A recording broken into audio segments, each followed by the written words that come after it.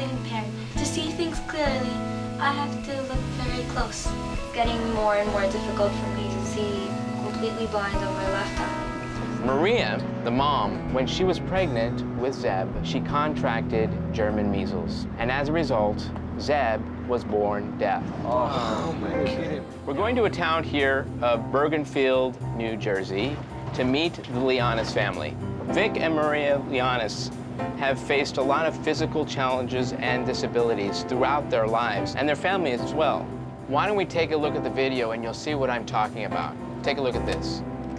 Hi, ABC! We're the Llanes family! And this is where we live! All my life, I've always known that it would come to the point that I will become totally blind.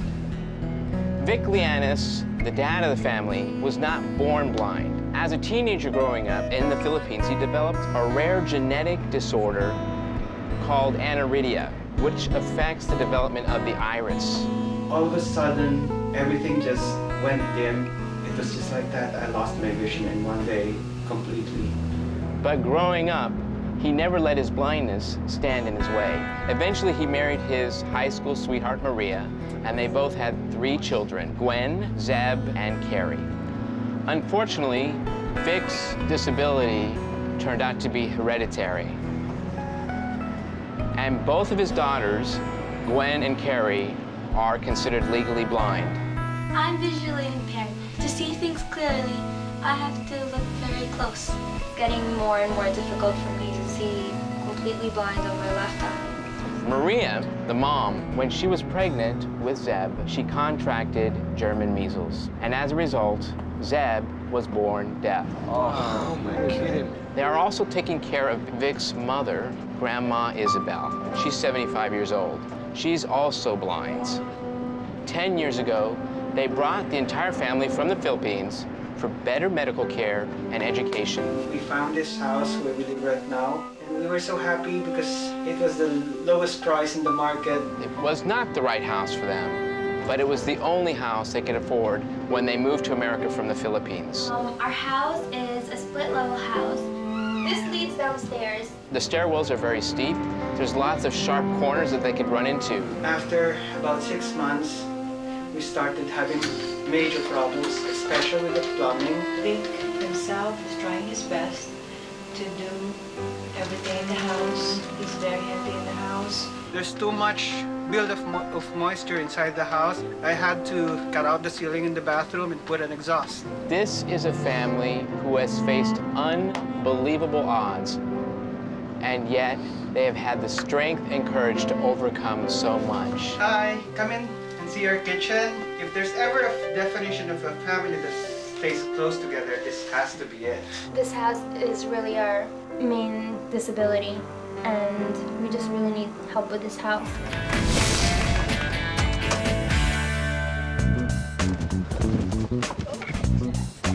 My heart was beating a mile a minute. I was anxious and nervous. I've never done anything like this before. So we're gonna make this family very, very happy today. So you guys ready to do this? Yeah. Awesome, okay. And finally, the moment arrived. Drum roll, please. 3, 2, 1, on 1, okay, ready.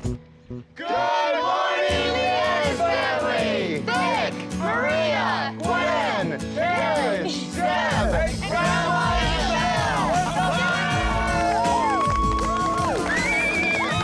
Dad and Carrie ran out of the front door. Mom helped Grandma down the steps. It was awesome. They were so happy. Hi, how are you? I'm Paul. I don't think I've ever felt more welcome or more loved by a family. I mean, it was just ear to ear, the biggest smiles, and they're infectious. Marley! Marley! Marley!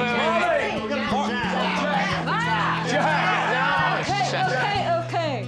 I may be deaf, but not that deaf. What's up, guys? We have an amazing plan. Oh, the plan. So basically, you're standing about right here, which will be the new living room. And it's all open living space. I think this is an awesome plan. It's really gonna function for this family, and that is our goal this week, is that we build them a home that's easy for them to live in, easy for them to be in. Marley, you asked us to do this in 1 week. I said 4 weeks. You said no, 1 week. So I went to our whole Pinnacle team, and every single person said yes. And I'm also feeling very connected because both my dad and I were born legally blind. And I am lucky that I'm be able to be corrected. And this family can't, and I know what it's like to lose a sense. Wow. Wow. What are we waiting for? Let's come out this house! Hit it! This house cannot remain static. This house has to come down. Demo has begun. We have a giant excavator in front of the house. We have another excavator in back of the house. We have sound guys circling the perimeter of this demo, recording every single possible sound they can. This is Control Central here. This is the nerve center of all the microphones that are set up. One microphone. Hear all the noise going on now? I went in there, I started playing with things. You can just pull up one microphone or pull up a ball, and you hear the crunch in the glass and this, that, and the other thing. It's technology at its finest, this stuff. To be able to communicate seamlessly, you can imagine the difficulty of someone who's blind communicating with somebody who's deaf. They're gonna be able to operate the house, all the automation, all the systems. It's going to allow this family to communicate in a way that they've never been able to before. So here's the house. As you can see, my goodness, look, I'm just an actor. I don't know anything about building houses, but I'm gonna do my best. Oscar-winning Marlee Matlin. It's absolutely incredible. I mean, she heard about this family story and really wanted to get involved. Look at all the wonderful hard workers here, raking and sanding, and as you can see here, they're putting cedar siding on the house, some kind of cedar. I guess it's cedar, what do I know? I don't think we could have anybody better to help us learn about overcoming adversity than Marlee Matlin. She's been there and she's done that. Let's go inside the house, this way. Hi, everybody! Hi, everybody! So this is the kitchen, the dining room, and the living room. Look at this beautiful microwave. Thank you to Sears for all this stuff. And the space is incredible, the amount of space. They'll be able to walk by freely through their kitchen. Wow! And she's just the most down-to-earth person you'll ever meet, with a wicked sense of humor. I smell cake.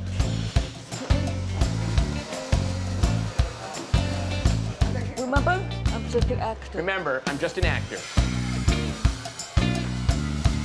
Not bad. I could do it with my eyes closed. No.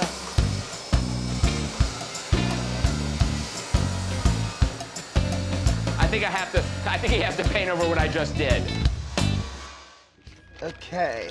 I'm taking care of Carrie's room this week, and since she loves origami, that's what I'm basing her room on. This is our origami tent, and Carrie has a hobby that she loves, and it's actually paper folding origami. This is her thing, it's her passion. These people that you see here are part of a group. They've come to volunteer all week to help me create the ultimate origami room for Carrie. I found this incredible paper. This is actually very expensive, very special paper. I'm taking this paper, blowing this up, and having custom wallpaper made for several of the walls in the room.